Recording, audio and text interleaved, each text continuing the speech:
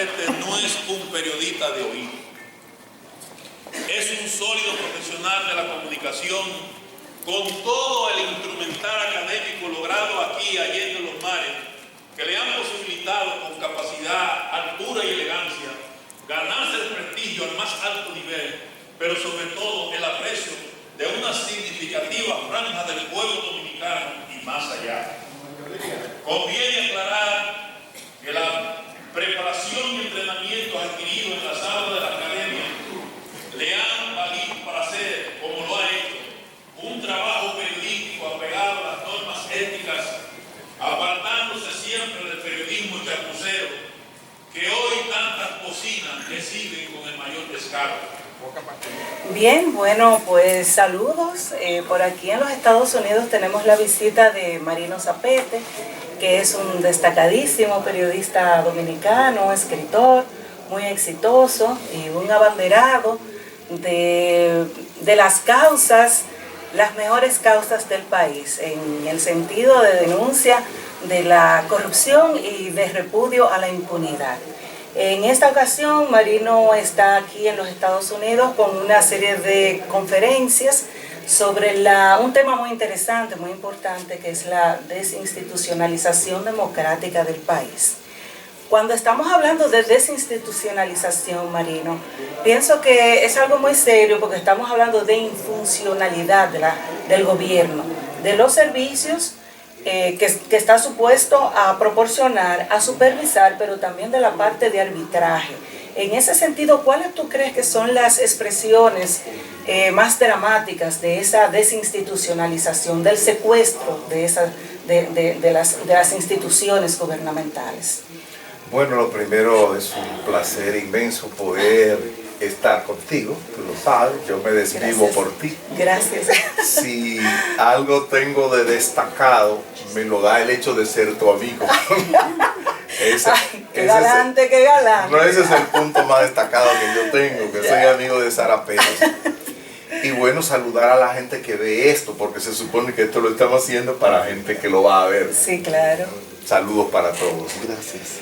Mira, yo no tenía, cuando era muy jovencito, mucha fe en el sistema democrático, porque como la democracia nos había fallado tanto, como dice una canción, que yo he sido un hombre correcto que marcha por la derecha, y como nada he conseguido, ahora me voy por la izquierda.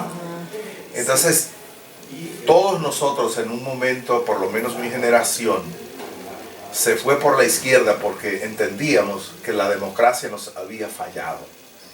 Pero después de envejecer un poco, uno se da cuenta que el mejor o el menos malo de los sistemas políticos es la democracia.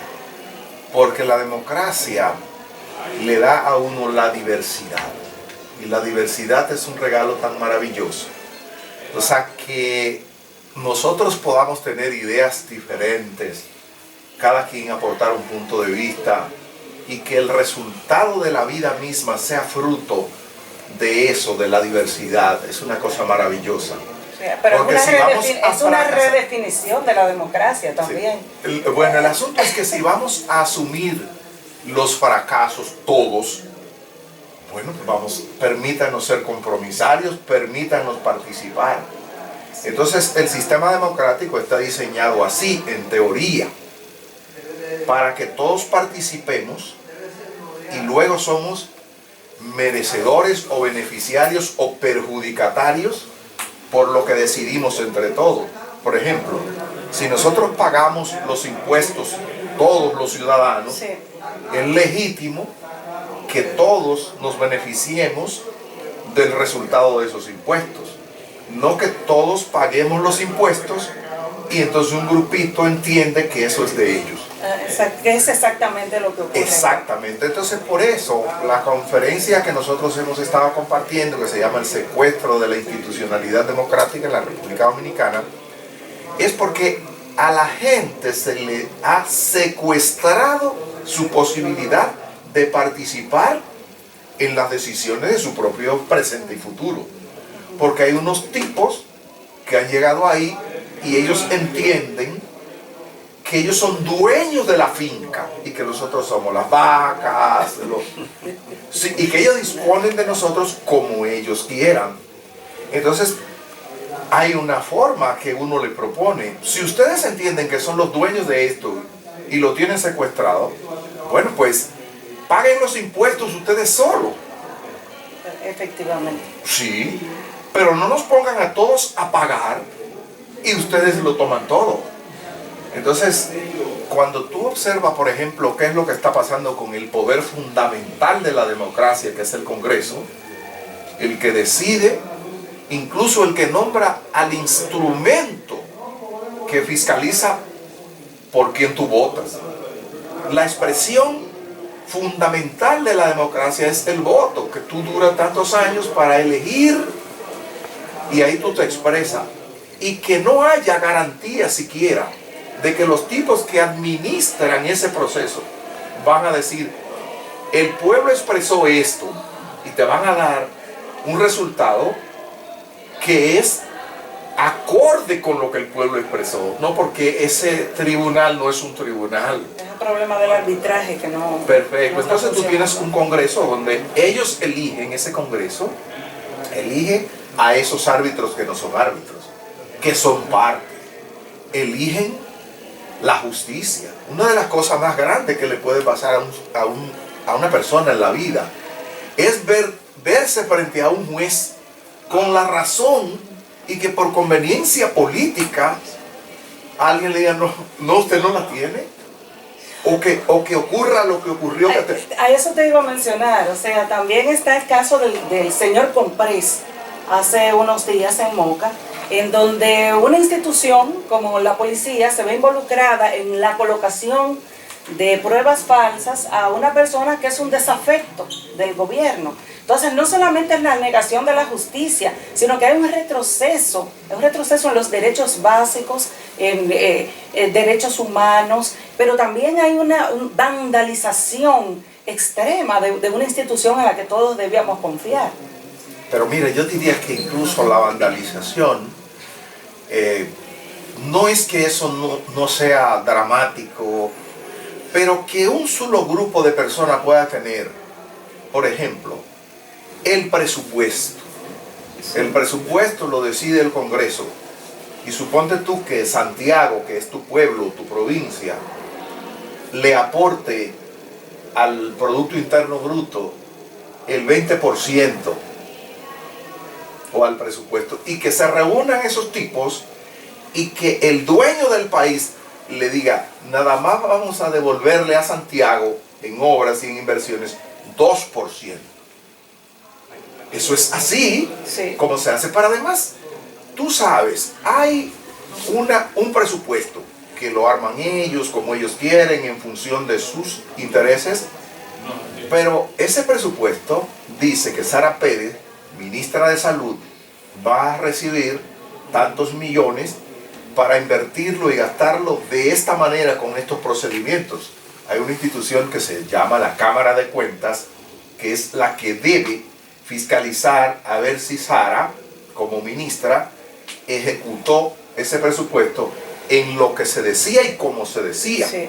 Pero, ¿y la Cámara de Cuentas? ¿Es un instrumento fiscalizador realmente?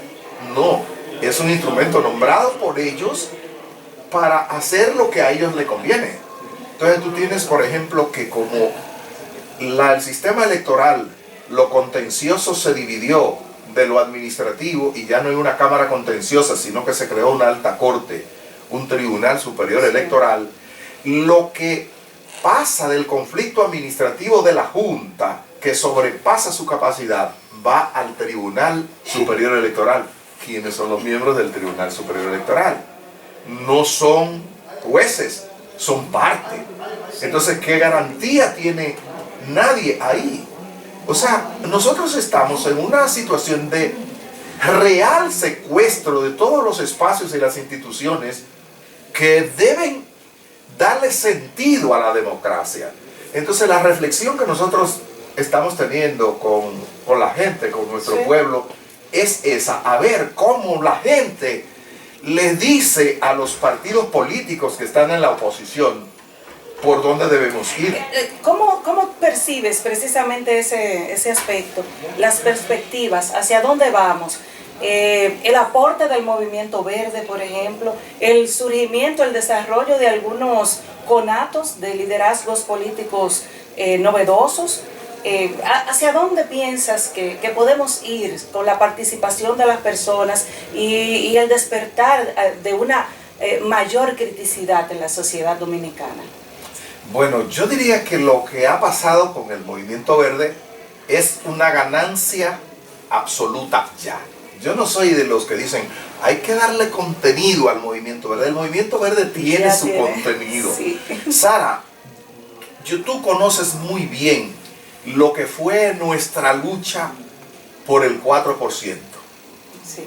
Ese movimiento, cuando nosotros nos reunimos para discutir lo que íbamos a pedir, lo que vamos a exigir es un nuevo sistema de educación en la República Dominicana, que comienza porque se aplique el 4% del Producto Interno Bruto para la educación preuniversitaria.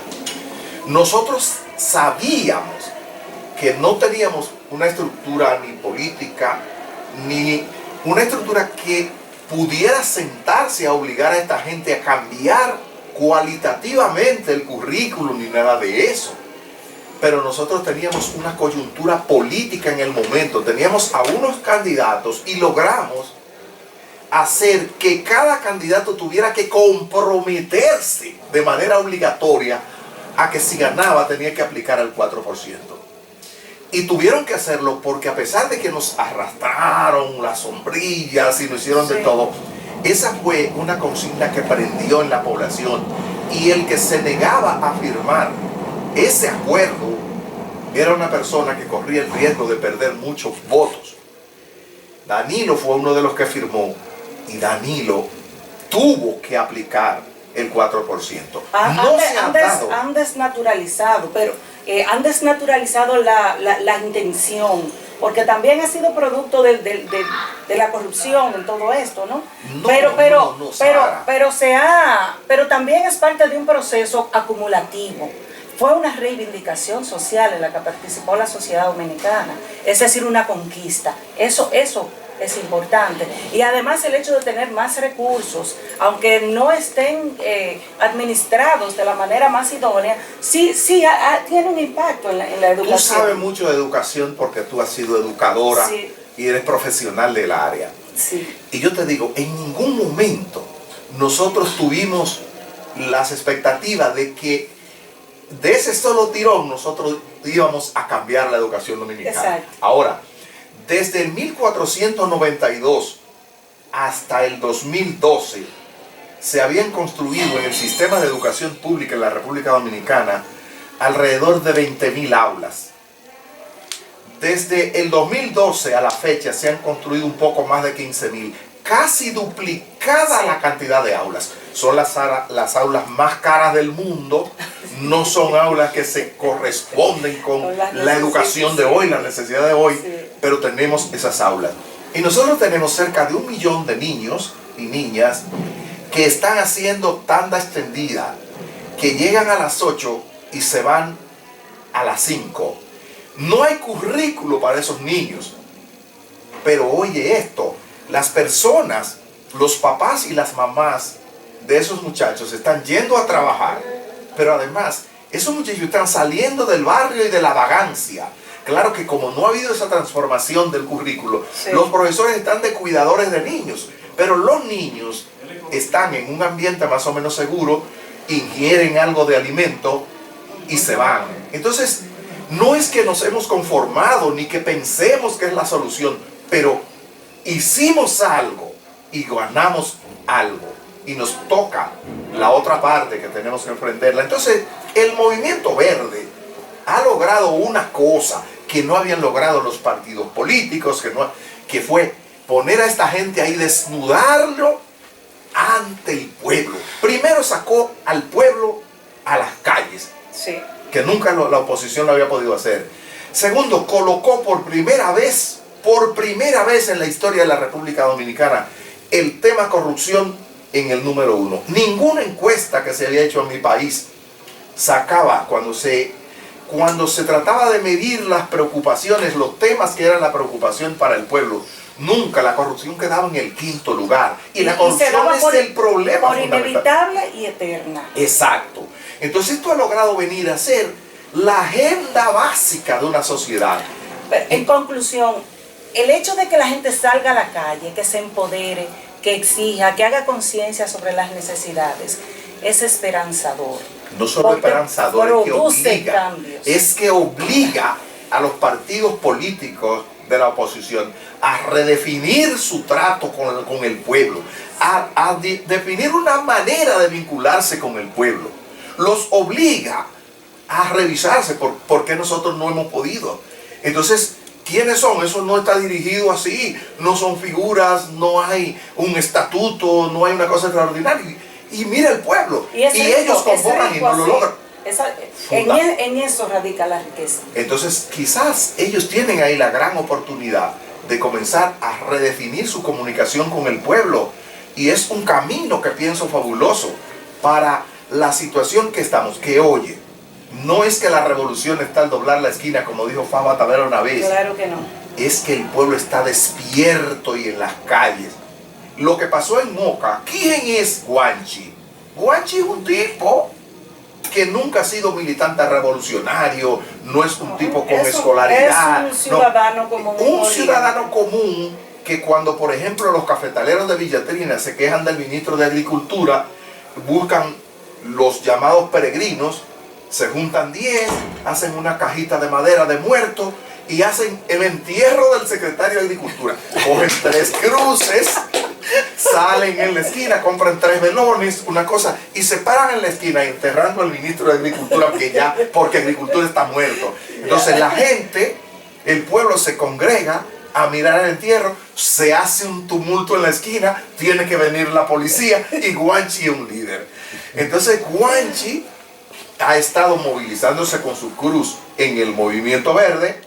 El gobierno está vuelto loco y el PLD con el Movimiento Verde y entienden que desacreditando a Guanchi desacreditan al Movimiento Verde, porque eso no se le hizo a Guanchi. Ah, pero claro, eso absolutamente. Perfecto. Entonces lo que, como dicen en mi país, le salió el tiro por la culata. Muchísimas gracias, Marino, por tus perspectivas, por tus palabras, por tus orientaciones. Si tienes alguna sugerencia, alguna palabra que agregar para los televidentes, bueno, pues... Bueno, yo solo quería decirle que cuando yo era pequeño, que yo un día fui donde mi mamá y le dije, mamá, yo tengo un corazón revolucionario. Y ella me dice, ¿qué mira muchacho? ¿Qué es lo que tú estás diciendo? Sí, mamá, porque yo he oído que los revolucionarios se preocupan por los otros. Y yo quiero decirle que esto que hago, mi único motivo es porque yo tengo un corazón revolucionario y los amo. Gracias, Marino. Gracias. Gracias a ti. Y se te ve que es cierto porque lo traduce, señor Rosa. Así es, gracias.